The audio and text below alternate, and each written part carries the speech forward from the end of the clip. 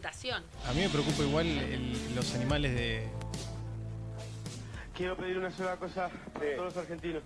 En el Día del Trabajador, trabajo para mi país. De verdad, lo pido de corazón. Y eso que yo no necesito porque tengo un buen pasar. Pero quiero trabajo para la gente de mi país.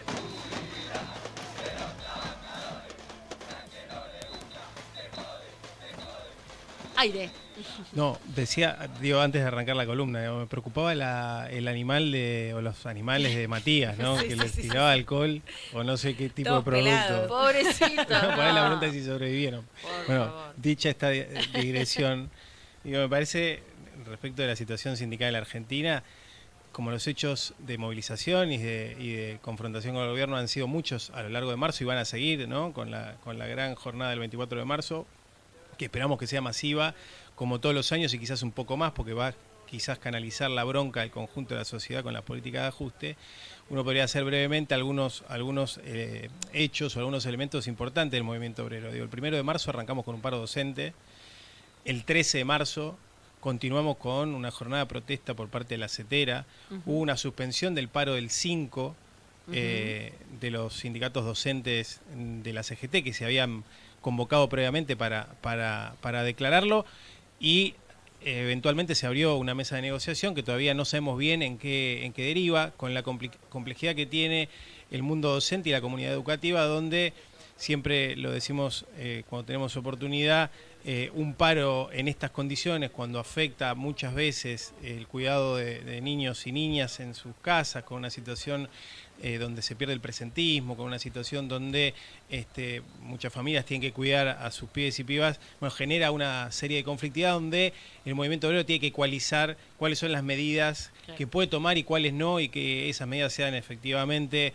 las mejores para poder conseguir, en este caso, por ejemplo, resolver el problema de atraso salarial de los docentes, que se ubica en torno al 40%. Y ni hablar del 17 y 18 de marzo, es decir, hace pocos días, con el paro de los docentes universitarios, que ya llevan más del 70% de atraso salarial en lo que va del gobierno de Milei. Pero la gran pregunta es qué hace la CGT. Sonaba en las movilizaciones de los jubilados, tanto el miércoles pasado como la de ayer, como los cacerolazos que se dieron en la Ciudad de Buenos Aires y en la provincia de Buenos Aires. ¿Qué hace la CGT? Bueno, la CGT está hoy reuniéndose a las 3 de la tarde para definir cuál va a ser el plan de acción.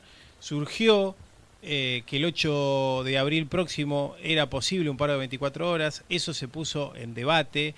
El propio Daer, en una entrevista para el programa Gelatina, planteó que para él lo ideal sería una movilización el día 9 de abril, ¿Y con para qué un dijo paro, el 8? con Perdóname. un paro el 10. No trascendió por parte de Daer lo del 8, trascendió como una comunicación informal de la mesa de la CGT que después se puso en tensión. ¿Y por qué se pone en tensión? Por un elemento central.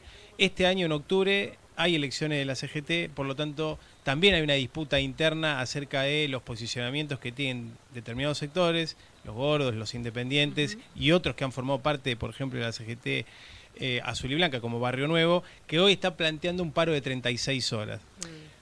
Sospecho de la efectividad de un paro de 36 horas, más si lo dice Barrio Nuevo. Entiendo que esa declaración tiene más que ver con que fracase el paro y no con que sea justamente un paro contundente. En esa línea está enrolado también el titular de la Unión Ferroviaria, de la Fraternidad, Omar Maturano. Y hay que ver qué hace o qué va a decir en la reunión de hoy Roberto Fernández, que es el titular de la UTA, porque claramente los gremios de transporte en esto tienen un peso muy fuerte, porque son evidentemente quienes pueden condicionar la efectividad o no del paro. El último paro que convocó la CGT fue el 9 de mayo del año pasado, y previamente había sido en enero. Recordemos también la movilización a tribunales en 27 de diciembre, que fue la que le generó el primer golpe al gobierno, si se quiere, para decirlo de algún modo, ante el decreto 7023, que suspendió, a través de una nota presentada en aquel momento cuando Pablo Moyano era parte del triunvirato, el capítulo de la reforma laboral, y que por suerte, al haber suspendido ese capítulo, no pudieron avanzar más en la elaboración de la ley base sobre la ley de contrato de trabajo, sino quizás hoy estaría absolutamente desguazada. Sí, Emi, desde tu experiencia, ¿qué crees que van a definir hoy en esa reunión, digamos? ¿Cuál es la medida que crees Yo que creo van a tomar? que la medida obedece más a la dinámica de la necesidad que tiene hoy el movimiento obrero, y en particular la central más importante del movimiento obrero, de contener al activo que la posible efectividad que tenga. Y yo insisto con esta idea, no es que quiera ser escéptico, pero una medida que convoque la CGT, que es la central más importante de Argentina, tiene que ser una medida absolutamente contundente. Una medida que no sea o masiva o que no sea contundente es una medida que pone al conjunto del campo popular en una eventual derrota. Entonces también es cierto que es difícil convocar una medida con niveles de contundencia fuerte, con niveles de masividad si es que se declara una movilización, que eso no está resuelto y que hoy se va a resolver en la reunión de Consejo Directivo. Por lo tanto, lo que yo creo es que la medida que se adopte tiene que ser una medida fuerte, firme, contundente y no una medida que simplemente testimonial.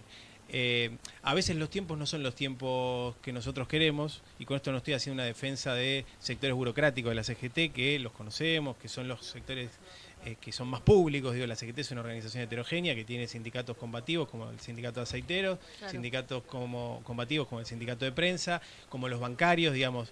La CGT es una organización muy heterogénea y es más complejo llegar a acuerdos. Pero lo que tengo claro, o al menos yo insisto con esta idea, si las movilizaciones que hasta ahora estuvieron sucediendo, ya sea por los niveles altos de represión o por el nivel de disciplinamiento político que han generado a través de una campaña de propaganda psicológica para evitar que la gente se movilice, bueno, convocar una movilización que sea pequeña no tiene mucho sentido. Y además, teniendo en cuenta que el 24 de marzo seguramente va a ser muy masiva. Si me preguntan a mí, para darte una respuesta y no evadirla, yo creo que tiene que haber un paro, que puede ser un paro de más de 24 horas, pero no veo tanto la idea de una movilización. Claro. Siempre y cuando la del 24 de marzo sea una movilización absolutamente vacía, porque en comparación vas a quedar, me parece a mí, más reducido y en vez de que te sume te va a terminar restando. Y siempre y cuando el transporte adhiera también, ¿no? Porque claro, es medio el que mueve la vara. No, pero de para que movilizar, vos hablás de movilización. Sí.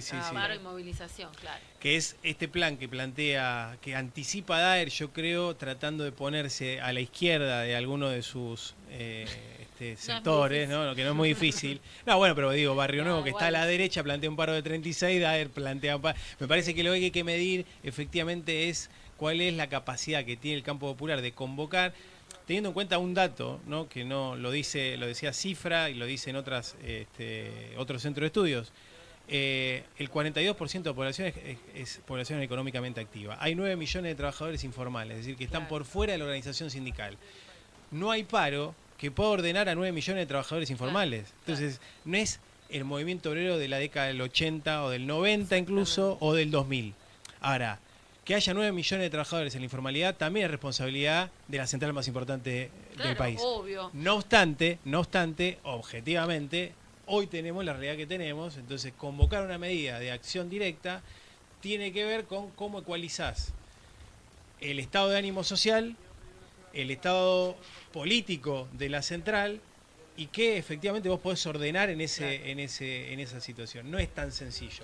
Y desde las CTAs que han podido construir un plano de unidad o un plan de unidad y que vienen dando más que muestras sobradas de pelea contra este gobierno, no alcanza. Entonces es necesario que la CGT haga algo, pero también es necesario que lo que haga pueda ser contundente. Si lo que hace es derrota, no le sirve al conjunto de la población y menos le sirve a la clase trabajadora.